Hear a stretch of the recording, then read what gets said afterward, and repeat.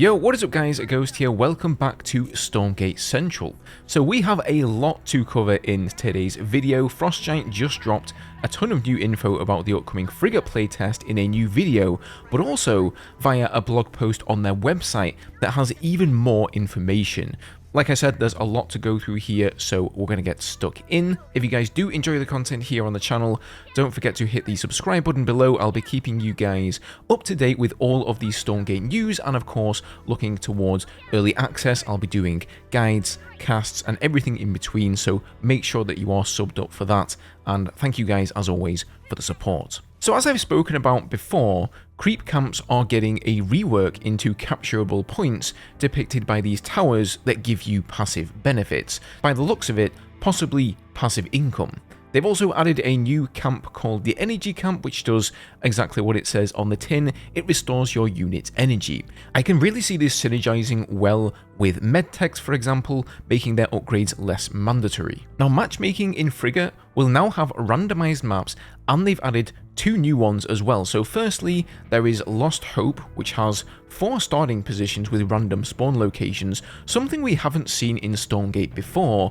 I personally like that interaction of having to scout your opponent's spawn, just so you can't always rely on the same rush strategy. And then there is the Isle of Dread, which boasts new water mechanics featuring both shallow and deep water with their own pathing. Now there's more to this on the blog post, so we will circle back around to this topic, but they did say that whilst there won't be any naval units in the game, they have made allowances for this in the editor so that modders and map creators can create them if they wish. Pretty cool. There's a new co-op map coming as well for the 3-player PvE mode, where you have to stop the Lord of the Abyss from entering the world by destroying these 5 gates. And then they also mentioned that they will be releasing some experimental unfinished 2v2 maps that you can host via custom games, but these are of course unfinished, so I guess experiment at them at your own will. Now, the Shadowflyer has finally gotten itself a skin along with some new animations, so no more floaty purple thingy,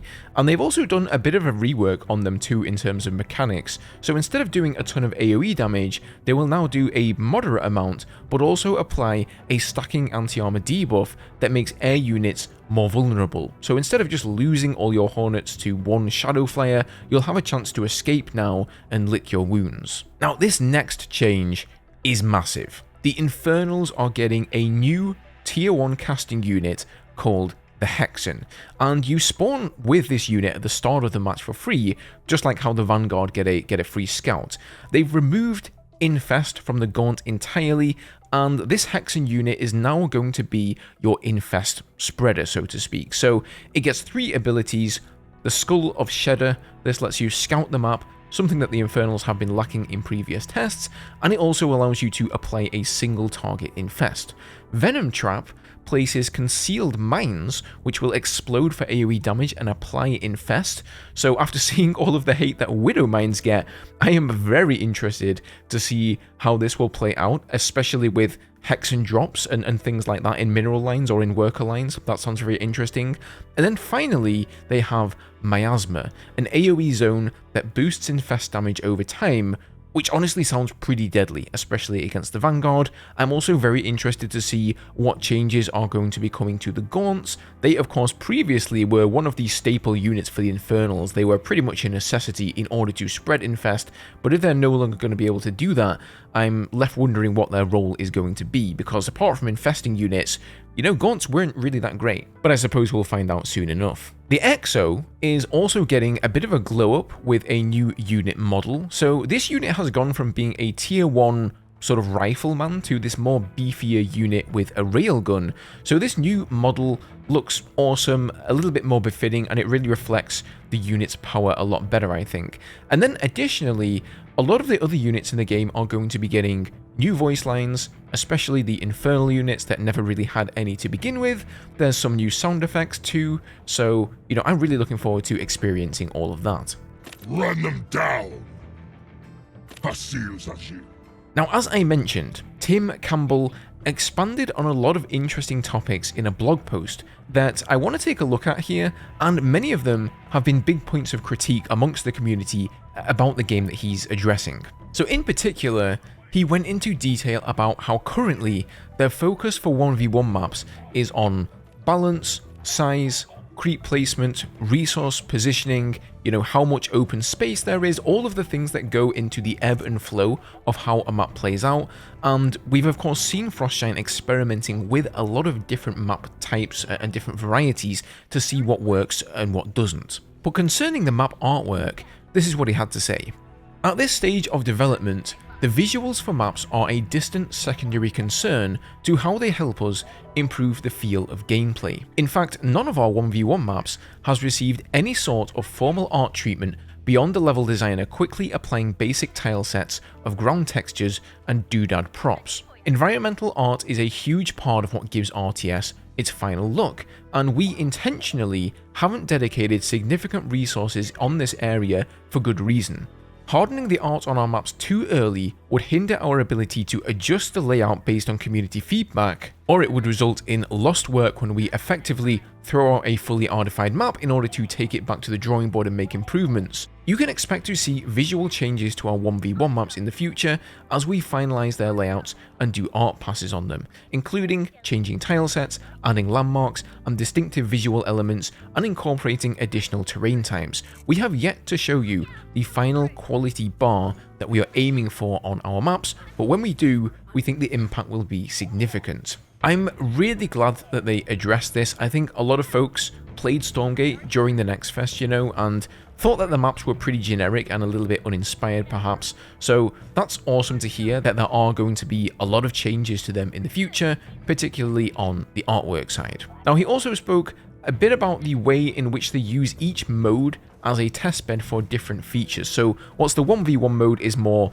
balance oriented, the 3-player co-op mode allows them to test out unit abilities that are a bit risky, let's say, and perhaps have the potential to be overpowered or difficult to balance, such as interactive corpse abilities like Malok's burned ones that we saw in the Elephant playtest. And apparently this will be expanded into a wider range of core faction abilities in the future. That way, the designers can experiment with an entirely new set of ability archetypes like Resurrection, Animate Dead, Cannibalize, or even Corpse Explosions. Super exciting stuff. It sounds like we're almost treading into Diablo territory here, but I'm definitely not against that. Now, so far, we haven't really heard too much about Stormgate's campaign, but here's a little bit about how far they are along with it and what the overall plan is. Our first 6 campaign missions are well underway and are in a playable state. Our team is playtesting and giving feedback on these campaign missions each week. We still have a lot of work ahead. These missions will be in an early state at the start of early access, and we will be working directly with the community to improve them on our road to 1.0. But we are already actively iterating on every aspect of the missions in order to make them as fun as possible. In the grand traditions of Blizzard campaigns, we are working hard to give each mission its own unique gameplay twists, distinctive environments, and memorable enemies, including entirely campaign-specific characters and mini-bosses. They're also working on new environmental biomes or tile sets, so even though we've mostly only seen a green forest so far, they are well underway on building out a range of more apocalyptic environments, including a destroyed cityscape, ruined science facilities, desolate desert wastelands, and some ancient underground vaults. And once these environments are finished, they're going to circle back to the other modes and incorporate these tile sets into their existing 1v1 and co-op maps. So there'll be a gradual conversion of these basic forest levels into wastelands and urban ruins, and they won't all be the same tile set anymore. There are also going to be campaign missions that occur at night, dawn, or dusk, or even underground in pitch darkness, and unit lights, for example headlights or flashlights, are going to be used to illuminate where your troops are. I love when developers incorporate nighttime into their game. It just brings a whole different atmosphere, and furthermore, they'll be adding these options into the editor as well, it seems. So these lighting states can be triggered as day-night cycles. Awesome. I would actually love to see a 1v1 map set at nighttime for a change. Now, circling back round to the water again, they say here that the water prohibits building placement.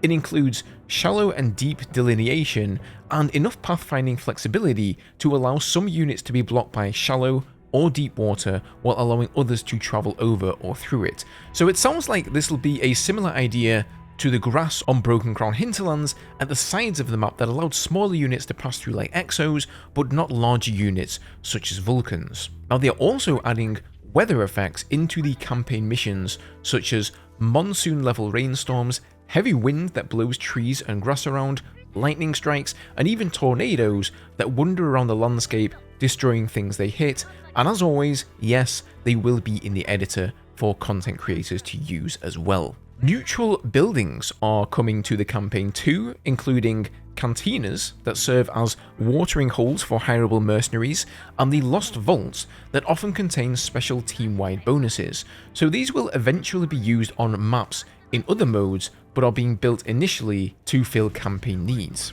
Now, story characters. Of course, some of the characters we've already seen via the co-op missions like Blockade and Malok, but the storyline involves a wide range of characters that are not part of the core 1v1 faction or the co-op heroes, although they may be elevated to that in the future.